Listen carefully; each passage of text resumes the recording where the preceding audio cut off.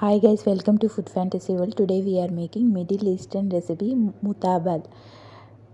It's very popular in Middle East. Easy recipe and it's very good for weight loss. Garlic 3 cloves, eggplant 1 big, approximate 250 grams. Roast on high heat for 170 degrees for 10 minutes. Roasted garlic, eggplant roasted,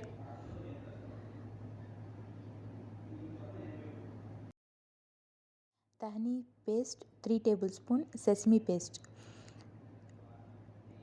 salt as per taste, lemon juice half,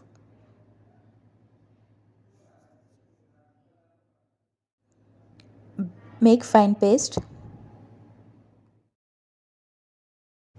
Some benefits of eggplant: high in antioxidants, reduce the risk of heart disease, promote blood sugar control, could help for weight loss, have cancer fighting benefits, very easy to add in your diet. Olive oil on top, coriander. Enjoy with the salads or pita bread.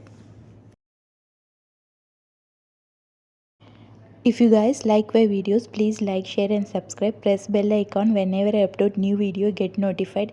Thanks for watching. See ya. Bye.